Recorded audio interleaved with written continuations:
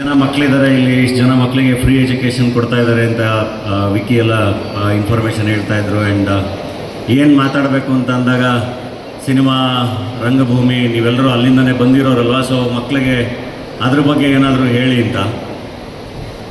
ನಾನು ಅಲ್ಲಿ ನಮಗೆ ಇಲ್ಲಿದು ಪುಸ್ತಕಗಳು ಕೊಟ್ಟರು, ಅದನ್ನು ನೋಡಬೇಕಾದ್ರೇ ಭಾಳ ಖುಷಿ ಆಯಿತು. ಅದರಲ್ಲಿ ಪೇಂಟಿಂಗ್ಗಳು ಕೊಟ್ಟರು, ಇಲ್ಲಿ ಮಕ್ಕಳು ಮಾಡಿರೋ ಪೇಂಟಿಂಗ್ಸು. ಆ್ಯಂಡ್ ಆ ಪುಸ್ತಕದಲ್ಲಿ ಇಲ್ಲಿ ಮಕ್ಕಳು ಬರೆದಿರೋ ಕವಿತೆಗಳಿದೆ ಭಾಳ ಚೆನ್ನಾಗಿ. ಸೊ ಬರೀ ಅಕಾಡೆಮಿಕ್ ಎಜುಕೇಷನ್ ಅಷ್ಟೇ ಅಲ್ಲದೆ ಬೇರೆ ಎಲ್ಲದರಲ್ಲೂ ತುಂಬ ಚೆನ್ನಾಗಿ ನೀವು ಭಾಗವಹಿಸ್ತಿರೋದು, ಅದು ಭಾಳ ಖುಷಿ, ಅದು ಭಾಳ ಇಂಪಾರ್ಟೆಂಟು.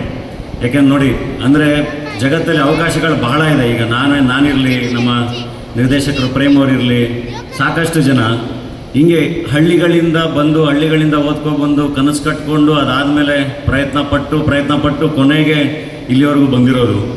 ಸೊ ಅಷ್ಟೇ ಯಾಕೆ, ನಿಮಗೆ ಈ ಥರ ಹಳ್ಳಿಗಳಿಂದ ಬಂದು ಇಲ್ಲೇ ಪಕ್ಕದಲ್ಲಿ ಕುಂದಾಪುರದ ಹತ್ರ ಒಂದು ಹಳ್ಳಿಯಿಂದ ಬಂದು ಇವತ್ತು ನ್ಯಾಷನಲ್ ಸೆನ್ಸೇಷನ್ ರಿಷಬ್ ಇಲ್ಲಿಂದಲೇ ಬಂದಿರೋದು.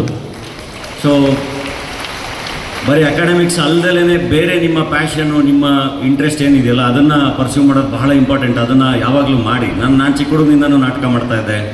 ನಾನು ಹಿಂಗೆ ಚಿಕ್ಕ ಹುಡುಗನಿಂದನೂ ಸಣ್ಣ ಪುಟ್ಟದೇನೋ ಬರ್ಕೋತಾ ಇದ್ದೆ. ಸ್ಪೋರ್ಟ್ಸಲ್ಲಿ ಇರೋರು, ನಾನು ಹೇಳ್ತಿರೋದು ಏನು ಬೇಕಾದರೂ ಆಗ್ಬೋದು, ನೀವು ಸೈಂಟಿಸ್ಟ್ಗಳಾಗ್ಬೋದು.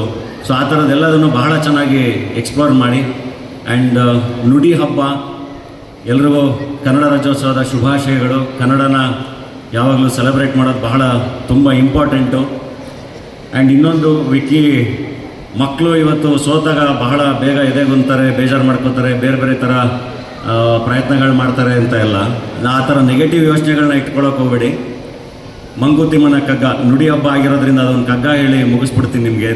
ನಮ್ಮ ದೇಜಗೌರ್ದು ಅದರಲ್ಲೊಂದು ಮಾತಿದೆ, ಜಟ್ಟಿ ಕಾಳಗದಿ ಗೆಲ್ಲದೊಡೆ ಅವನ ಪಟ್ಟು ಸಾಮುಗಳೆಲ್ಲ ವಿಫಲವೆನ್ನುವೆ, ಮುಟ್ಟಿ ನೋಡ ಅವನ ಮೈ ಕಬ್ಬಿಣದ ಗಟ್ಟಿತನ ಗರಡಿಫಲ ಮಂಕುತಿಮ್ಮ ಅಂತ. ಅಂದರೆ ಸೋತ್ರೆ ತಲೆ ಕೆಡಿಸ್ಕೊಳ್ಳೋ ಅವಶ್ಯಕತೆ ಇಲ್ಲ, ಎಫರ್ಟ್ ಹಾಕಿರ್ತೀರಲ್ಲ ಅದರಿಂದ ಬಹಳ ಗಟ್ಟಿಯಾಗಿರ್ತೀರ. ಆ್ಯಂಡ್ ಸೋಲು ಅನ್ನೋದು ಅದು ಓಕೆ, ಅದು ಜೀವನದಲ್ಲಿ ಆಗ್ತಾ ಇರುತ್ತೆ. ಅದನ್ನು ಮೆಟ್ಲುಗಳು ಮಾಡಿಕೊಂಡು ಗೆಲ್ಲೋದ್ರ ಕಡೆ ಯೋಚನೆ ಮಾಡಿ. ಆ್ಯಂಡ್ ಬಡವ್ರ ಮಕ್ಕಳು ಬೆಳಿಬೇಕು. ಅದು ಹೆಂಗೆ ಬೆಳಿಬೇಕು ಅಂದರೆ ನಿರಂತರವಾಗಿ ಕೆಲಸ ಮಾಡ್ತಾಯಿದ್ರೆ, ಪ್ರಾಮಾಣಿಕವಾಗಿ ಕೆಲಸ ಮಾಡ್ತಾಯಿದ್ರೆ ಖಂಡಿತ ಆಗುತ್ತೆ. ತುಂಬ ಚೆನ್ನಾಗಿ ಕನಸು ಕಟ್ಕೊಳ್ಳಿ, ಒಳ್ಳೆಯದಾಗಲಿ. ಆ್ಯಂಡ್ ಕನ್ನಡ ಸಿನಿಮಾ, ಸಾಹಿತ್ಯ, ನಾಟಕ ಎಲ್ಲದನ್ನು ನಿರಂತರವಾಗಿ ಸೆಲೆಬ್ರೇಟ್ ಮಾಡಿ. Thank you.